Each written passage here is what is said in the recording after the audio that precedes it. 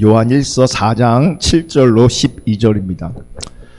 요한일서 4장 7절부터 12절 우리 천천히 한 목소리로 하나님의 말씀 받겠습니다. 시작. 사랑하는 여러분, 서로 사랑합시다. 사랑은 하나님께서 난 것입니다. 사랑하는 사람은 다 하나님에게서 났고 하나님을 압니다. 사랑하지 않는 사람은 하나님을 알지 못합니다. 하나님은 사랑이시기 때문입니다. 하나님의 사랑이 우리에게 이렇게 드러났으니 곧 하나님이 자기 외아들을 세상에 보내주셔서 우리로 하여금 그로 말미암아 살게 해주신 것입니다. 사랑은 이 사실에 있으니 곧 우리가 하나님을 사랑하는 것이 아니라 하나님이 우리를 사랑하셔서 자기 아들을 보내어 우리의 죄를 위하여 화목제물이 되게 하신 것입니다. 사랑하는 여러분, 하나님께서 이렇게까지 우리를 사랑하셨으니 우리도 서로 사랑해야 합니다. 지금까지 하나님을 본 사람은 없습니다. 그러나 우리가 서로 사랑하면 하나님이 우리 가운데 계시고 또 하나님의 사랑이 우리 가운데서 완성된 것입니다. 아멘. 오늘은 교회 시리즈 8번째 시간이고요. 오늘은 교회 그리고 성경적 사랑, 여기 모니터에는 성격적 사랑이라고 나왔는데 지금 성격적 사랑이 아니고 성경적 사랑입니다. 한 성격 성경적 사랑이라는 제목으로 하나님 말씀 나눌 때에 하나님의 은혜가 우리 모두 가운데 함께하기를 축복하고 특별히 정말 하나님의 기준이 우리 가운데 선명하게 비춰질 수 있기를 주님의 이름으로 축복합니다. 저는 모태 신앙입니다. 그러니까 어머니의 모태에서부터 교회를 출석한 거죠. 그래서 제 신앙의 경력은 제 나이만큼입니다. 나이가 어렸을 때 주일학교 다닐 때에는 사실 교회 생활에 대해 잘 몰랐습니다. 그러니까 다니라고 하니까 다닌 거죠. 또 저 개인적으로는 은혜가 많이 있었지만 그럼에도 불구하고 교회 생활을 고민하거나 뭐 그러지 않았습니다. 왜냐면 잘 모르니까. 당연히 교회 가는 줄 알았고 그게 그냥 일상이었습니다. 그런데 중학교 때 이제 임원이 됐고 중학교 때 주일학교 교사가 되었습니다. 그러니까 그때부터 사실은 교회 생활이 본격적으로 시작된 겁니다. 이렇게 교회 생활이 본격적으로 시작되면서 제가 들은 말이 있습니다. 지금도 기억에 남는 말이 있는데 그 중에 하나가 이 교회는 사랑이 없어라는 겁니다. 그러니까 본격적으로 교회 생활하지 않을 때는 그런 얘기 들을 수가 없었습니다. 그런데 본격적으로 신앙생활을 하면서 듣게 된 소리 중에 하나가 이 교회에는 사랑이 없어 라는 것이었습니다. 여러분, 교회에 사랑이 없다라는 그 말 안에는 어떤 의미가 있냐면 교회는 반드시 사랑이 있어야 된다는 거죠. 사랑이 있어야 되는데 교회에 사랑이 없다라고 말하는 겁니다. 문제는 교회에 사랑이 없다고 말하는 사람들의 대부분은 자기를 기준으로 해서 그런 말을 하고 있다는 겁니다. 그러니까 자기가 관심받지 못하고 자기가 인정받지 못하는 것을 가지고 교회가 사랑이 없다고 대부분 말합니다. 즉 다른 사람이 관심받지 못하고 다른 사람이 인정받지 못하고 다른 사람이 사랑받지 못하는 경우 때문에 이 교회는 사랑이 없어라고 말하지 않습니다. 다 자기가 관심받지 못하고 자기가 인정받지 못하고 자기가 사랑받지 못하는 것을 가지고 사랑이 없다라고 대부분의 많은 사람들이 그렇게 말하는 것 같더라고요. 여러분, 교회가 사랑이 있어야 됩니까? 사랑이 없어야 됩니까? 당연히 사랑이 있어야죠. 그러니까 교회가 사랑이 있어야 된다라고 하는 그 말은 원론적으로 맞는 말이고 성경적으로도 맞는 말입니다. 하지만 교회가 사랑이 있어야 된다라고 하는 이 말이 자칫 교회를 위험에 빠뜨릴 수도 있고요. 자칫 교회를 엉뚱한 방향으로 교회가 교회되지 않게 할 수도 있다는 걸 우리가 기억해야 합니다. 왜 그러냐? 성경이 말하는 그 사랑에 대한 바른 이해가 있어야 되거든요. 그러니까 사랑이라는 말을 똑같이 사용하지만 이 사랑이라는 성격이 다를 수 있다는 거예요. 그러니까 성경이 말하는 사랑과 사람들이 원하는 사랑 혹은 세상에서 말하는 그 사랑과 성격이 달라요. 똑같은 단어를 사용하지만. 그러니까 성경이 말하는 그 사랑에 대해서 바르게 이해하지 못한 상태에서 우리가 알고 있는 그 사랑의 개념을 근거로 해서 혹은 세상이 말하고 있는 그 사랑의 개념의 근거에서 교회에서 사랑을 요구하거나 그 사랑을 교회에 끌어들이면 교회가 왜곡되는 겁니다. 교회가 위험해질 수 있게 되어지는 거죠. 이렇게 되면 교회의 사랑은 세상 사랑과 구별되지 않게 되는 겁니다. 여러분, 세상이 이해하는 사랑이 그건 뭘까요? 세상이 이해하는 사랑. 우리가 원하는 사랑 뭘까요? 여러분, 사랑을 얘기하면 제가 집회를 다니면서 그 집회 중에 인격세신 그 하나님을 가르치기 위해서 신앙의 본질을 가르치기 위해서 반드시 회종들에게 묻는 게 있어요. 사랑이 뭡니까? 사랑이 뭐냐 물어보면요. 제가 지금 묻지 않을 거예요. 안 물을 거예요. 물으면요 다 당황합니다. 왜냐하면 사랑을 내가 인생 살아가면서 정의 내리던 적이 한 번도 없어요. 정의를 내리거나 사랑에 대해 내 안에 개념을 정리한 적이 한 번도 없어요. 그래서 다 물어보잖아요. 막 그래요. 예. 그러니까 이 사람한테 물어보잖아요. 다른 사람들은 막 머리 굴려요. 나한테 물어보면 나 뭐라고 대팔지. 그러니까 사랑은 사람들한테 물어보면요 다양한 표현이 나옵니다. 다양한. 그런데 사실 사랑을 가장 단순하게 표현하면 이렇게 표현할 수 있어요. 좋아하는 거. 그러니까 좋아하는 거, 사랑하는 것을 또 구별할 수 있겠지만, 그러니까 단순하게 뭉뚱그려서 표현한다면 사랑은 어쩌면 좋아하는 거죠. 그러니까 좋아하니까 보고 싶고, 좋아하니까 함께하고 싶고, 뭐 그런 거 아니겠습니까? 그러면 여러분, 좋아하지 않으면 뭐가 성립되지 않냐면 사랑이 성립되지 않아요. 그죠? 여러분, 결혼할 때 좋아하지 않는데 결혼이 성립됩니까? 시작은 좋아해야 돼요. 그 좋아함이 사랑으로 발전돼야 뭐가 이루어지는 거예요? 결혼까지 가게 되어지는 거거든요. 그러니까 좋아하지 않으면 사랑이 성립되지 않아요. 그러니까 보세요. 불편한 관계라면 더더욱 사랑은 성립될 수가 없겠죠. 불편하면. 여러분, 우리 이웃에게 혹은 우리 지체들에게 사랑이 아니라 친절함을 베푼다고 한번 생각해 보세요. 친절함. 여러분, 이 친절을 베푸는 것도요, 그와의 관계에서 아무런 문제가 없어야 친절이 베풀어져요. 그러니까 적어도 좋아하지 않더라도 적어도 불편한 관계가 아니어야 적어도 친절하게 베풀어질 수 있어요. 호의가 나올 수 있다고요. 그렇지 않나요? 근데 이게 세상의 사랑인 거예요. 이게 분명한 제한이 있죠. 그러니까 불편하지 않아야 사랑이 가능하고, 그러니까 좋아야 사랑이 가능한, 불편하면 사랑이 가능하지 않은, 좋아하는 마음이 생기지 않으면 절대 사랑이 가능하지 않은, 그게 세상의 사랑이에요. 그렇다면 이 교회의 사랑을 지금 말한 이 세상의 사랑과 빗대어서 우리가 이해할 수 있겠는가, 말할 수 있겠는가? 여러분, 세상은요 불편한 관계에 있는 사람에게 절대로 사랑이 베풀어지지 않습니다. 불편한 관계 가운데 있으면.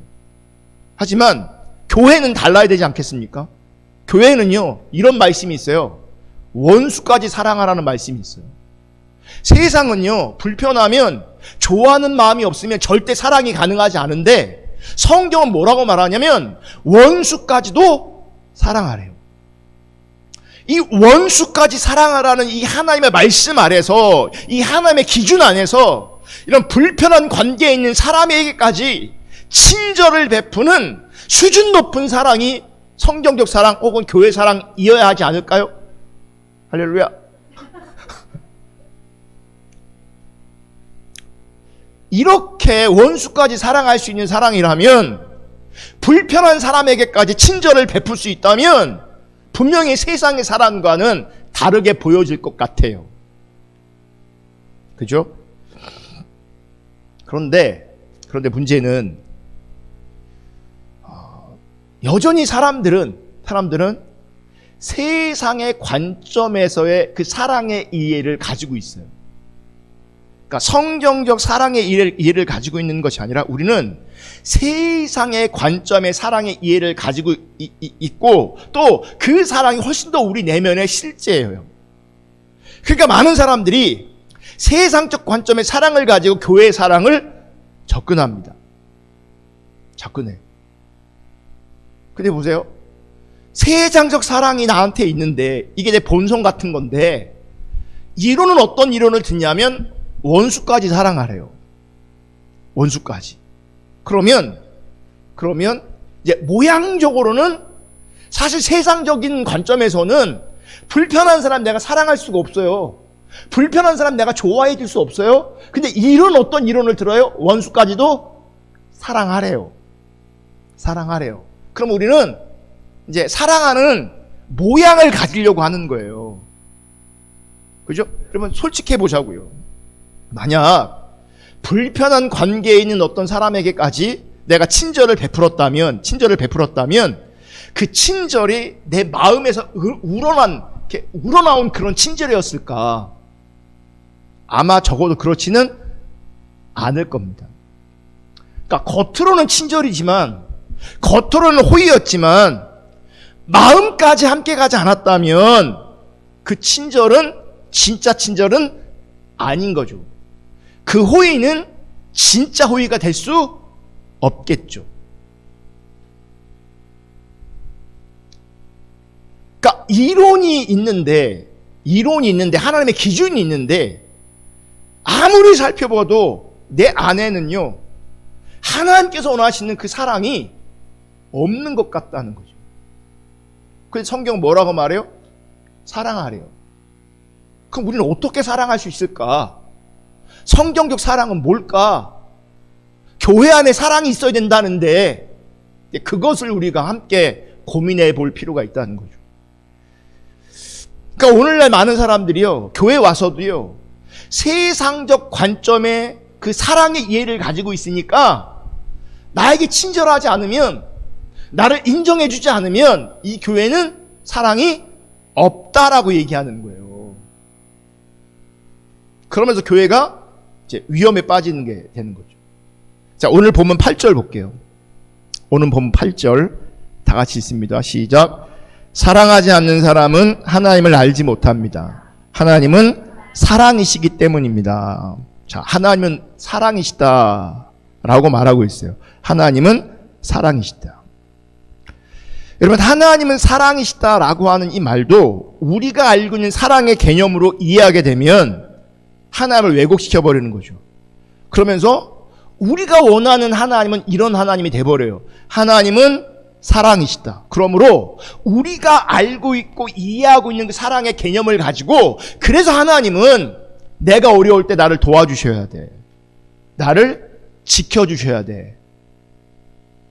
그러니까 하나님의 사랑을 그렇게 이해하는 거죠. 어려운 사람을 하나님은 도와주셔야 되고 지켜주셔야 되고,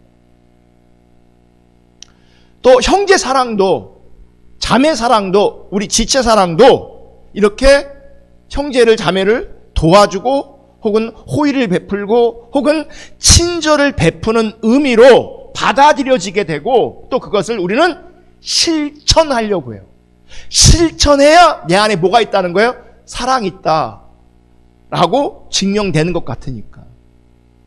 그런데 사도 요한은 오늘 본문 7절에서 이렇게 말해요. 하나님이 사랑이시다라고 분명히 말씀하면서 이렇게 말해요. 사랑은 하나님에게서 난 것이다. 또 사랑은 하나님께 속한 것이다. 자, 7절 볼게요. 7절. 사랑하는 여러분, 서로 사랑합시다. 사랑은 하나님에게서 난 겁니다. 자, 사랑을 요구하는데 그 사랑은 어디서 나온다고요? 우리에게서 나온다고요? 아니면 하나님에게서 나온다고요? 하나님에게서 나오는 거예요. 사랑은 하나님에게서 나옵니다. 이것을 개역개정은 이렇게 표현해요. 사랑하는 자들아, 우리가 서로 사랑하자. 사랑은 하나님께 속한 것이니 사랑하는 자마다 하나님으로부터 나서 하나님을 알고. 사랑은 하나님께 나오는 거고요. 사랑은 하나님께 속한 것이라고 사도 요한은 분명히 말씀하고 있어요. 여러분, 하나님에게서 나오고 또 하나님께 속한 그 사랑이 성경이 말하는, 하나님께서 말하시는 성경적 사랑이란, 그게 달리 말하면 우리가 사랑이라고 말하는 것은 우리끼리 통용될 수 있을지 모르겠지만 우리가 말하고 있는 그 사랑, 우리가 알고 있는 그 사랑, 우리가 기대하는 그 사랑, 그건 사랑이 아닌 거라는 거예요. 그건 사랑이 아닌 거예요. 그러니까 보세요. 내가 단순히 어려운 사람을 도왔어요. 내가 친절을 베풀었어요. 그게 하나님의 사랑이 아닐 수 있다는 거예요. 그게. 그러니까 세상에서는 그게 사랑으로 표현되기도 해요. 사랑으로 받아들여지기도 하고, 그래서 개인적으로 그런 기대가 있어요. 누군가 나를 도와주기를, 누군가가 나에게 호의를 베풀어 주기를, 누군가가 나에게 친절을 베풀어 주기를, 그런 사랑을 기대하는 거죠. 그런데 엄밀하게 따지면요, 우리에게 있는 그 사랑, 우리가 기대하는 그 사랑은 사랑이 아닌 거예요. 왜냐하면 진짜 성경적 사랑은 하나님께 나오는 거예요. 하나님께 속한 거예요. 우리에게 속한 게 아니에요. 그래서 제가 이런 얘기 종종 합니다. 본성적 사랑은 사실 사랑이 아니다. 그리고 진짜 사랑도 아니다. 여러분, 하나님 말씀하시는 그 사랑은 변하지 않거든요. 그래서 하나님이 우리를 향한 그 사랑은 절대 변하지 않습니다. 근데 우리는 변합니다. 우리의 사랑은 변합니다. 모르세요? 모르세요? 진짜 모르세요? 벌써 많이 변했는데? 그 변한 걸 뼈저리게 느끼고 있는데? 성경적 사랑은 변하지 않지만 세상적 사랑, 인간적 사랑, 본성적 사랑은 변합니다. 그러니까 진짜 사랑이 아닙니다. 그래서 명심하셔야 돼요. 본성적 사랑을 추구했다가는, 본성적 사랑을 따라갔다가는 정말 큰 낭패를 당합니다. 우리의 사랑의 근거에는요, 성경적 사랑이 반드시 있어야 합니다. 우린 사랑할 만한 사랑이 아니라니까요. 우리의 사랑은. 왜 본성적 사랑이 아니라고 말하냐면, 제가 여러분 귀가 따갑도록 말씀드렸잖아요. 우리의 본성은 철저하게 타락했다. 부패했다. 부패한 본성을 근거로 한 그 사랑이 무슨 사랑이겠어요. 문제가 많다고요. 정말 문제가 많다고요. 한계도 너무너무 많다고요. 그래서 여러분, 이 세상의 사랑을 신뢰하지 마십시오. 이 세상의 사랑을 절대 신뢰하지 마십시오. 본성을 근거로 한 그 사랑 절대 신뢰하지 마십시오. 남자가 여러분 결혼하기 전에 엄청 사랑한다고 얘기합니다. 사랑해 합니다. 네, 큰일 납니다. 그거. 그 사람 안 하는 것보단 나아요. 왜 이렇게 불쌍해지지?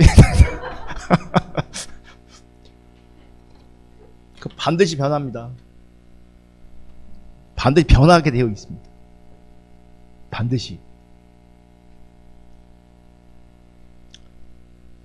그래서 여러분, 우리가 성경과 상관없이, 하나님과 상관없이 이해하고 있는 그 사랑은 사랑이 아닙니다. 그리고 하나님 없는 세상의 사랑도 사랑이 아닙니다. 여러분, 하나님의 사랑에 대한 이해도 그래서 우리가 달라져야 되는 게, 그냥 물어볼게요. 하나님이 사랑이시다라고 할 때, 여러분이 하나님께 받은 그 사랑이 우리가 이해하고 알고 있는 그런 사랑의 방식으로 다가왔냐? 우리가 알고 있는, 이해하고 원하는 사랑은 뭐예요? 친절하게 대해주는 것, 호의를 베풀어주는 것, 어려울 때 도와주는 것, 그런 게 사랑의 개념이라면, 내가 하나님께 받은 그 사랑이 친절이고 어려울 때 도와주는 것이었는가? 여러분, 내가 어려울 때 도우시는 하나님의 사랑, 나에게 친절하게 대해주시는 그 하나님의 사랑은 어쩌면 매우 추상적이고요, 어쩜 매우 막연한 기대일 수 있어요. 여러분, 세상을 한번 돌아보세요. 우리 주변을 돌아보세요. 믿는 자들이 어려울 때 하나님의 도우심을 받아서 반드시 그들이 잘 되고 그 문제가 해결되고 잘 되던가. 물론 그런 경우도 분명히 존재하지만, 그래서 어떤 분들은 간증도 하지만 사실 그렇지 않은 경우도 있죠. 여러분, 믿는 자이면서도 어려움에서 벗어나지 못하는 분들도 분명히 있습니다. 아니, 많습니다. 어떤 사람은 믿음이 부족해서 그런 거다라고 말하는 사람이 있을지 모르겠지만, 그건 진짜 무책임한 말입니다. 왠 줄 아세요? 논리가 빈약한 거예요. 그러니까 믿음이 없어서 어려움을 당한다라고 한다면 하나님 없는 사람들이 형통하고 성공하고 잘 되는 이유가 그들이 믿음이 있어서 그런 겁니까? 그렇지 않잖아요. 그러니까 잘 되고 안 되고는요, 믿음과 상관없을 수 있다는 거예요. 믿음 있는 사람이 잘 될 수도 있지만 믿음 없는 사람도 충분히 잘 될 수 있어요. 이게 우리 현실이에요. 우리가 살아가는 세상의 현실이라고요. 그러니까 잘 되게 하시고 무조건 도와주시고 하는 게 하나님의 사랑이 아니라는 거죠. 하나님의 사랑의 방식이 반드시 어려울 때 도와주는 거라면 우리가 어려울 일이 없어야 되는 거란 말이에요. 잠깐 어려웠다가도 반전이 날마다 있어야 돼요. 그러니까 어려워도 참을 수 있어. 아, 좀만 참으면 돼. 그런 방식이 아니라고요, 하나님의 사랑이. 물론 하나님의 도우심으로 우리는 살아갑니다. 그리고 우리는 하나님의 도우심으로 살아갈 수밖에 없습니다. 중요한 것은 성경이 말하는 그 하나님의 도우심은 우리가 기대하는 그런 도우심이 아니라는 겁니다. 여러분, 그거 반드시 잊지 마셔야 합니다. 우리가 어려울 때 도와달라고 하잖아요. 어렵고 힘드니까 도와달라고 할 수 있어요. 급하니까 도와달라고 하나님 앞에 요청할 수도 있어요. 그런데 하나님이 나를 돕는 방식은 우리가 기대하는 방식과 전혀 다르다는 거예요. 우리가 원하는 도움의 방식이 아니라는 걸 반드시 기억하셔야 돼요. 여러분, 하나님의 사랑은 생명의 문제로 이어지는 겁니다. 하나님의 사랑은 육체의 문제로 연결되어지는 게 아니라 하나님의 사랑은 생명의 문제로 이어집니다. 자, 오늘 본문 9절과 10절을 볼게요. 9절과 10절. 하나님의 사랑이 우리에게 이렇게 드러났으니 곧 하나님이 자기 외아들을 세상에 보내주셔서 우리로 하여금 그로 말미암아 살게 해주신 것입니다. 사랑은 이 사실에 있으니 곧 우리가 하나님을 사랑한 것이 아니라 하나님은 우리를 사랑하셔서 자기 아들을 보내어 우리의 죄를 위하여 화목 제물이 되게 하신 겁니다. 자, 말씀해 보면 하나님이 자기의 외아들, 즉 독생자를 세상에 보내신 것이 하나님의 사랑이다라고 말하고 있어요. 다시 말씀드릴게요. 성경에 보면 사도 요한을 통해서 하나님이 자기의 독생자, 자기의 외아들을 세상에 보내신 것이 뭐라고요? 사랑이라고. 그리고 독생자를 보내신 그 사랑은 우리를 살리기 위한 것. 다시 말하면 생명의 문제 때문에 그분이 우리 가운데 오신 거라는 거죠. 살리기 위해서 생명의 문제 때문에. 그러므로 여러분, 예수님이 이 땅에 오신 것이, 예수님이 우리에게 오신 것이, 예수님이 나에게 오신 것이 하나님의 사랑이 우리 가운데 드러난 거예요.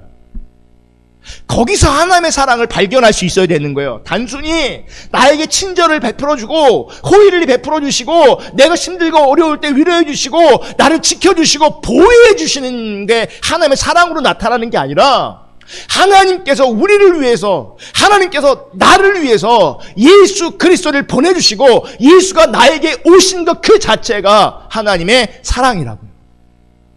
그게 사랑이라고. 그리고 이처럼 하나님의 사랑은 우리로 하여금 생명을 얻게 하기 위함이기 때문에 하나님의 도우심은 뭔지 아세요? 우리가 생명으로 나아갈 수 있도록 도와주시는 겁니다. 생명을 얻을 수 있도록 도와주시는 거고요. 우리 안에 있는 그 생명이 더 풍성해지기 위해서 우리를 도와주시는 겁니다. 단순히 내 어려운 일을 도와주는 게 아니에요. 생명을 위해서 도와주시는 거예요. 풍성한 생명을 위해서 도와주시는 거예요. 아멘. 즉 우리 삶에 어려움이 있다면, 혹 우리 삶에 어려움이 계속된다면 그 하나님의 의도가 뭐라고요? 생명이 있다고요. 이 어려운 일들을 통해서 결국 하나님께서 우리로 하여금 어디로 나아가기를 원하시는 거예요? 생명으로 나아가기를 원하시는 거예요. 그게 하나님의 사랑이에요. 반대로 문제가 해결되어지고 혹은 내 일이 잘 된다고 할지라도 그것 또한 그 일을 통해서 우리로 하여금 어디로 가기를 원하시는 거예요? 하나님의 생명으로 나아가기를 원하시는 거예요. 하나님 바라보기를 원하시는 거예요. 그게 하나님 사랑의 일이 되어지는 거예요. 그게 하나님의 일이에요. 안 되게 하실 때도 혹은 잘 되게 하실 때도 하나님은 그 생명의 일 때문에 우리 가운데 일하시는 거예요. 그 생명의 일 때문에 우리 가운데 오시는 거예요. 예수님도 성령님도 하나님도 우리 가운데 그 생명 때문에 역사하시고 일하시고 우리 가운데 함께 하시는 거예요. 우리를 도우시는 거예요. 그 생명 때문에. 여러분, 하나님의 사랑은 예수 그리스도를 보내심으로 말미암아 우리 가운데 생명을 주시는 거죠. 하나님의 사랑은 예수 그리스도를 우리 가운데 보내셔서 예수 그리스도를 통해서 우리에게 생명을 주신 겁니다. 그리고 교회는 이 사랑으로 서로 사랑해야 되는 겁니다. 그래서 교회의 사랑은요, 세상의 사랑과는 본질적으로 다른 겁니다.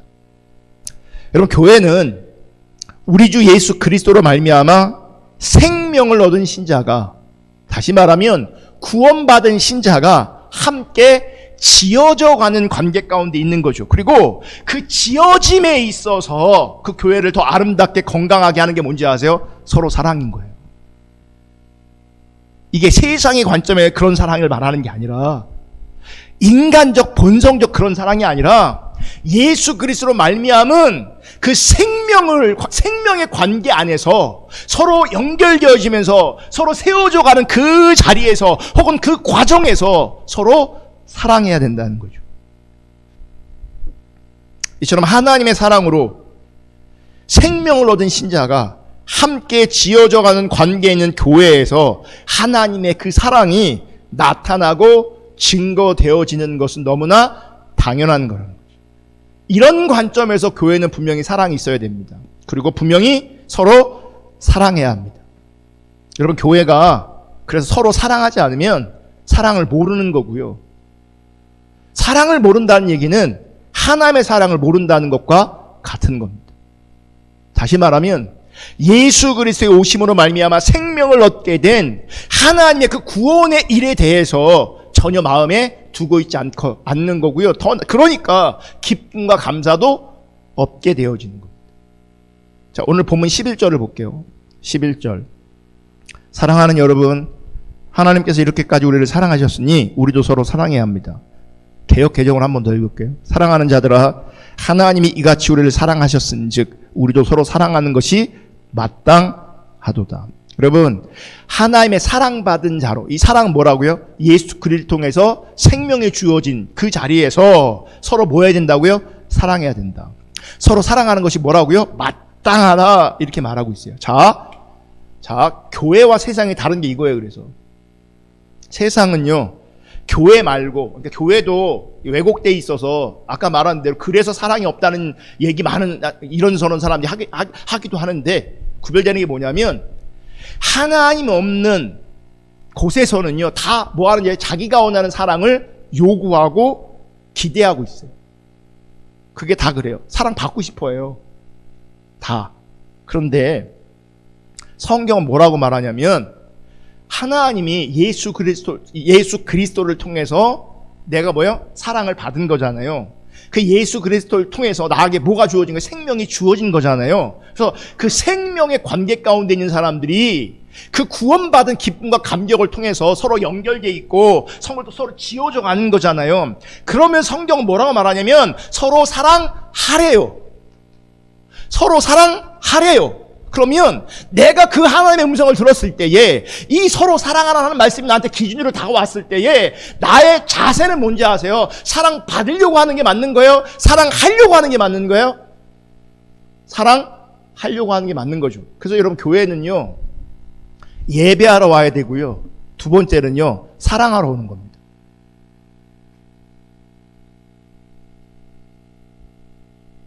그러니까 왜곡된 신앙이 뭔지 아세요? 하나님이 수단 되는 거잖아요. 수단이 뭐예요? 달라고만 하는 거잖아요. 나 도와달라고, 함께 해달라고, 문제 해결해달라고. 그게 거짓 신앙이라고요.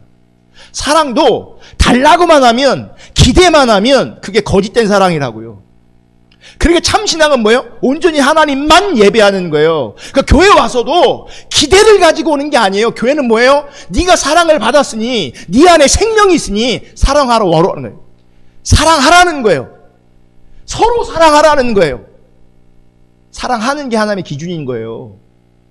근데 우리는 보세요. 왜 저 인간은 저러냐? 왜 우리 목사님은 다 뭐예요? 다 무슨 말이냐고. 그게 사랑 못 받는다는 거예요. 성경은 뭐라고 하면 네가 사랑하라 그러는 건데, 너 먼저 사랑하라 그러는 건데. 시험 든다? 사실은 성경적으로 신앙생활하면 시험 들 일이 없어요. 아니, 저도 시험 들어요. 저도 시험이 들어요. 많이 들어요. 근데 진짜 우리가 성경적으로 존재한다면, 하나님의 사랑을 안다면, 그 생명이 우리 가운데 있다면, 그 생명 있는 자들은 뭐 하라고요? 사랑하래요. 그러니까 여러분, 사랑받고자 하는 마음으로 우리가 함께하기보다는 사랑하고자 하는 마음으로 함께하는 겁니다. 그게 교회입니다. 그게 오이코스입니다. 여러분, 우리가 굉장히 우리의 중심이 정말 그 자기 중심이 탁월해서요, 굉장히 자기 합리화가 뛰어나잖아요. 그러니까 하나님 앞에 정말 정직하고 진실하셔야 돼요. 정말 하나님 앞에. 우리가 하는 대부분의 것들은요, 나 사랑해달라는 거예요. 나 알아달라는 거예요. 나 인정해달라는 거예요. 말은 내가 당신을 사랑해서, 당신을 섬겨서, 좋은 의도로 좀 이럴지 모르겠지만, 하나님은 우리의 말의 소리를 듣지 않아요. 우리 행동의 소리를 들어요. 하나님은 우리의 상태의 소리를 들으시지, 우리의 겉모양이나 우리의 말의 소리를 절대 듣지 않아요. 왜 시기하고 질투합니까? 내가 사랑 안 하니까 그러는 거예요. 말은 그렇지 않아요. 저를 걱정하는 투로 말하지만 시기해요. 정말 위하는 척하지만 질투해요.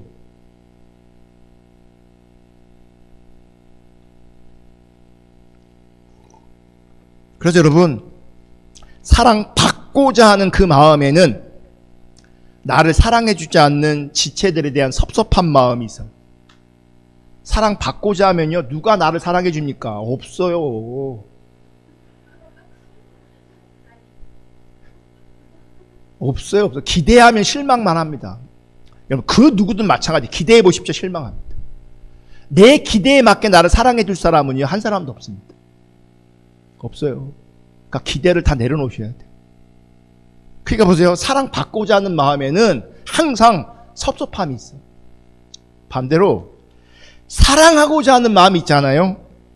그러면 늘 미안해요. 사랑하지 못해서, 더 섬기지 못해서 미안한 마음이 있어요. 그럼 어떤 마음이 성경적 사랑이겠어요? 섭섭함이겠어요? 미안함이겠어요? 미안함이에요. 사랑해야 되는데, 더 섬겨야 되는데, 더 잘해줘야 되는데 그렇지 못한 나를 보니 늘 미안하고 죄송하고, 이게 하나님 앞에 합당한 자세와 태도인 거예요. 막 떳떳해. 왜 당신은 나를 안 사랑해줘? 이건 엄청난 교만인 거예요. 이건 생명이 없는 거예요. 생명이 아닌 거예요. 그래서 내 내면을 돌아보셔야 돼요. 나의 관계성에서 나를 돌아보셔야 되는데, 내 내면에는 관계성 안에서 여러분 섭섭함이 큽니까? 미안한 마음이 큽니까? 여러분, 미안한 마음을 가지고 있는 사람이 사고치지 않습니다. 섭섭한 마음이 있는 사람이 늘 사고칩니다. 늘 섭섭함 때문에. 거기에 자기중심, 자기 본성이 막 나오거든요. 그럼 우리는 어떻게 서로 사랑해야 되는가? 단순히 친절을 베푸는 게 서로 사랑하는 거냐? 어려운 사람 도와주는 게 그게 사랑인 거냐? 여러분, 단순히 친절을 베풀고 호의를 베풀고 어려울 때 도와주는 것이 사랑의 본질은 아닐 수 있다는 걸 기억하셔야 돼요. 그러면 친절 베푸지 않아도 된다는 거냐? 어려운데 안 도와줘도 된다는 거냐? 그런 건 아니죠. 왜냐하면 성경적으로 사랑할 때 당연히 친절이 나올 수밖에 없고, 어려운 사람이 보일 때는 도와줄 수도 분명히 있죠. 근데 그것 자체가 사랑의 본질은 아니라는 거예요. 그게. 자, 사랑은 하나님에게서부터 시작됩니다. 그러니까 하나님에게서 나온다. 사랑은 하나님께 속한 것이다. 그러면 사랑은, 그러니까 세상의 사랑은요, 내 본성에 시작합니다. 그러니까 좋아하는 마음도 어디서 시작하는 거예요? 내 본성에 나오는 거죠. 너무 이뻐, 너무 잘생겼어, 돈이 많아, 어쨌든 어떤 이유 때문에 끌리는 마음, 좋아하는 마음, 어떤 매력이 있으니 좋아하는 감정이 생기는 거죠. 네. 다 그런 건 아닌데 여자들이 나쁜 남자 좋아하는 것 같더라고요. 나는 나쁜 여자 싫은데. 그러니까 뭐냐면, 그러니까 난 여자 잘 모르니까 나 같은 남자 좋아할 것 같은데 안 그러더라고. 나쁜 남자 스타일을 좋아하는 것 같더라고. 좀 옆으로 가지만. 그러니까 이 세상 사랑은요, 내 타락한 본성에서 항상 기인합니다. 여기서 좋아져야 돼요. 여기서. 사실 그거가 필요하긴 해요. 그래야 결혼도 되지. 그런 마음 없는데 어떻게 결혼도 가능하겠어요, 사실은. 여러분, 성경적 사랑만으로 결혼되지 않아요. 어쨌든 중요한 건 성경이 말하는 그 사랑은 하나님으로부터 시작합니다. 하나님으로부터. 그리고 그 하나님의 사랑은 예수 그리스도를 통해서 생명을 주신 것이라고 성경은 분명히 말하고 있죠. 하나님으로부터 그 사랑이 시작되었고 그 사랑은 나에게 무엇으로 나타나는 거예요? 생명 주심으로. 저주에 갇힌 나에게 생명 주심. 이것이 하나님에게만 나올 수 있는 사랑이라는 거예요. 전적으로 부패하고 전적으로 타락한 나에게 생명 주심, 나를 구원하심, 이게 하나님에게서만 나오는 사랑이라는 거예요. 이게. 여러분, 생명을 주셨다라는 얘기는 살았다는 얘기인 거잖아요. 살았다. 그러니까 생명이 주어지기 전에는 그럼 상태가 어떻다는 거예요? 죽었다는 거죠. 그러니까 죽어 있었기 때문에 하나님께서 예수 그리스도를 통해서 우리에게 생명을 주신 거죠. 그러니까 생명이 있기 전에는, 하나님의 사랑이 있기 전에는 우리 인간은요 다 죽었던 거죠. 그게 인간의 실체예요. 영적으로는. 자, 죽은 자에게는 아무것도 필요 없고요, 아무것도 의미 없습니다. 맞아요, 틀려요? 맞아요, 틀려요? 죽은 자에게는요 아무것도 필요 없고 아무것도 의미 없습니다. 세상이 소중하게 여기고 세상이 사랑하는 가치 있다고 여긴 그 어떤 것도 죽은 자에게는 소용이 없습니다. 소용이 없습니다. 그 어떤 거, 금덩어리 소용없어요. 그렇다면 예수 그리스도가 없이 죽은 자로 살아가는 사람들에게 재물이 안겨지고 그들에게 친절을 베푼다고 해서 그게 진짜 의미가 있나요? 의미가 없겠죠.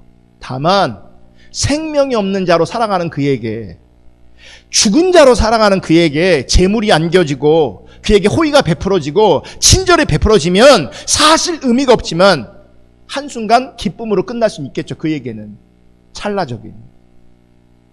여러분, 죽은 자에게 가장 필요한 것은, 죽은 자에게 가장 존귀한 것은 다른 거 아니에요. 생명이에요.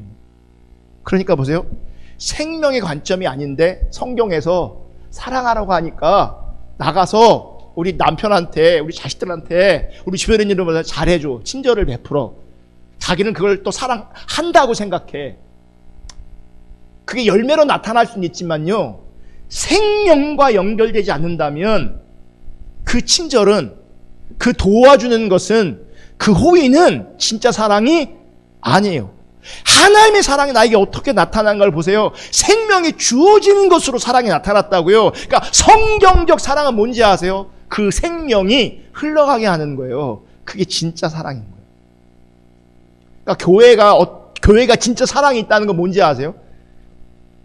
친절하게 대하고 뭐 이런 게 아니고, 그게 필요 없다는 얘기가 아니고, 그게 너무너무 필요하기도 하지만 진짜 우리가 만나고 교제할 때 그 생명의 관계로 생명이 주어지도록, 생명이 더 풍성해지도록 서로 사랑하는 것, 서로 섬기는 것, 서로 관계하는 것, 그게 진짜 성경적 사랑이라는 거예요. 그게 서로 사랑이라는 거예요.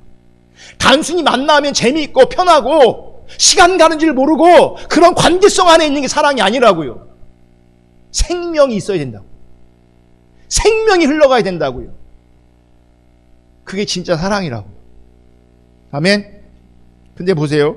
가장 필요한 것, 가장 존귀한 것, 죽은 자에게 그게 생명이라면 그 생명은 우리 주 예수 그리스도예요. 그럼 보세요. 그 생명이 예수 그리스도다 라고 한다면 나에게는 사랑의 자원이 나에게는 없는 거죠. 왜냐하면 그 사랑의 자원이 나의 어떠함이 아니라 예수님이라면, 내가 사랑하는 것이 그 자원이 내가 아니라 생명이고 그 생명은 예수라면 내 사랑의 본질은 나한테 있는 게 아니라 누구한테 있는 거예요? 생명 대신 예수 그리스도에게 있는 거예요. 그래서 여러분, 누군가에게 예수를 알게 한다? 그거 내 의지로 안 되는 겁니다. 왜냐하면 내가 누군가에게 그리스도를 알게 할 수 있는 능력이 나한테 없기 때문이에요. 그래서 사랑은요, 내 행위가 절대 아니에요. 그러니까 나를 통해 친절이 베풀어지고 호의가 베풀어지고 어려운 사람을 돕고 섬기는 이 행동이 나타날 수 있지만, 분명한 것은 그게 내 사랑이 아니에요. 그 행위가 내 사랑이 아니에요. 아멘. 나를 통해 누군가를 생명 있게 하려고, 나를 통해 섬기게 하고, 나를 통해 친절을 베풀게 하고, 나를 통해 호의를 베풀어지게 한다면 그건 내 행함의 사랑이 아니라 예수 그리스도의 생명인 거예요. 그 생명이 나로 하여금 그 생명이 그렇게 열매 맺게 하고, 그 생명이 그 사랑이 그렇게 나타나게 하는 거예요. 그게 하나님의 일하심이고 그게 하나님의 능력인 거예요. 아멘. 그러면 사랑을 내가 행하려고 하면 안 되고요, 하나님이, 예수가 내 안에서 일하게 하셔야 되는 거예요. 이건 달라요. 그러니까 내가 사랑을 행하잖아요. 반드시 교만해지고 자기 의의로 빠지게 돼 있어요. 내가 했다고. 나로 행하게 하셔야 돼요. 나로 주님을 따라가게 하셔야 돼요. 내가 주님께 순종하게 하셔야 되는 거예요. 그게 하나님의 능력에 근거한 것이고 그게 사랑인 거예요. 그러니까 하나님의 인도하심을 따라 기도해주고, 하나님의 인도하심을 따라 섬겨주고. 내가 교회에 왜 모인다고요? 그 사랑하려고. 나를 근거한 사랑이 아니라 하나님 찾다 보니, 하나님 앞에 있다 보니 그분의 은혜와 사랑이 감격되어지고 그 생명이 놀라워서 이 생명이 어떻게 하면 흘러가게 할까, 저 사람도 이 생명을 알게 할까. 그래서 그런 마음을 하나님 인도하심 가운데 호의를 베풀고 어려움 가운데 있으면 도와주고, 그러면서 내 행위를 드러내는 것이 아니라 내 안에 있는 그 생명을 드러내는 거죠. 그게 주님의 일하심이라. 그러기 위해서 우리가 모이는 거예요. 제가 지난주에 저한테는요, 하나님 사랑할 만한 자원이 없거든요. 그러니까 하나님의 주신 마음이 있어요. 뭐냐면 교회를 향한 마음이 있고, 우리 교회뿐만 아니라 이 시대의 작은 교회들, 특별히 작은 교회들의 마음이 있고, 남은 자들을 향한 마음들이 있어서, 그렇게 하면 어떻게 그들을 섬길 수 있어요? 이건 내 행위가 아니에요. 하나님이 우리 가운데 인지하시고 하나님 그런 마음을 주시고 뭐하게 하신 거예요? 순종하게 하신 거예요. 그럼 내가 한 게 아니라 누가 한 거예요? 하나님이 일하시는 거, 하나님의 능력인 거예요. 그리고 하나님이 그런 일을 하신 것에 대해서 하나님께 감사한 거예요. 그 일에 도구로 쓰임받은 것 때문에, 우리 교회 때문에 감사하고. 여러분, 그런 관계에서 내가 헌금 드림이, 나눔이, 섬김이 여러분 기쁨이 되는 겁니다. 사랑의 근거에서.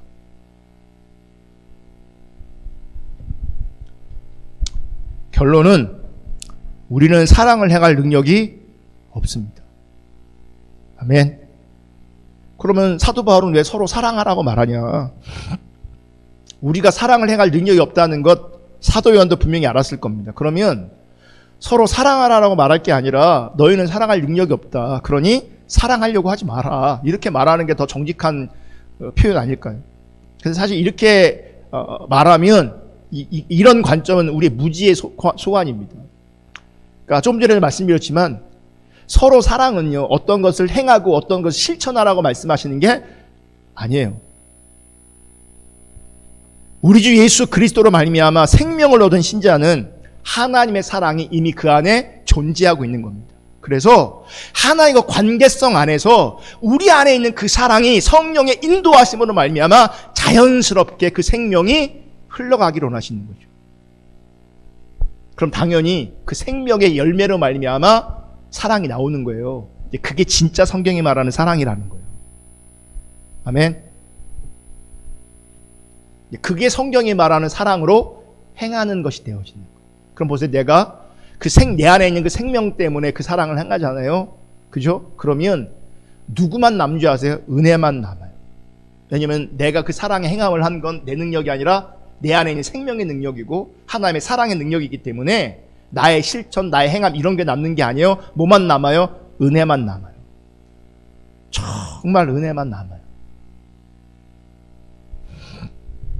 여러분, 우리 주 예수 그리스도로 말미암아 생명을 경험한, 그리고 그 생명이 우리 안에 실제 살아있는 신자라면 분명히 우리 안에 내 환경과 처지와 상관없이, 문제와 상관없이 분명히 우리 안에, 우리 내면에, 우리 심령에 기쁨이 있을 겁니다. 감격이 있을 겁니다. 오늘도 우리가 찬양하는데 나를 감격하게 하는 그 사랑, 그 사랑만 바라보면 감격되어지는 거죠. 내가 뭐라고 나를 이렇게 사랑하시는지. 성경적으로 보면요, 역사적으로 보면요, 내가 구원받음은 정말 놀라운 은혜입니다. 정말 전적인 은혜입니다. 내가 신앙의 본질을 추구하고 있다는 건 정말 기적 같은 일이 벌어진 겁니다. 그러니 감격하지 않을 수 없게 되는 거죠. 감사하지 않을 수 없게 되어지는 거죠. 그러면 내 관심인 그 생명 대신 예수 그리스도에게만 있게 되어 있거든요. 그러니까 예수에게 관심이 있다면 당연히 그분 때문에 그 사랑의 열매가 나로 하여금 작든 크든 그 사랑의 열매가 나오게 돼 있다. 아멘. 그러니까 사랑이 많다라는 인정을 받으려고 하는 게 아니고요. 그냥 사랑하려고 모이는 겁니다. 이 은혜를 어떻게 나눌까? 이 은혜를 어떻게 표현할까? 이게 성경적 사랑이라는 거죠. 그렇게 우리가 서로 사랑할 수 있기를 예수님의 이름으로 축복합니다. 목사님 좀 더 구체적으로 말씀해 주세요. 어떻게 사랑해야 됩니까? 꼭 이런 사람들이 있어요. 첫째, 둘째, 셋째 뭐 해갖고.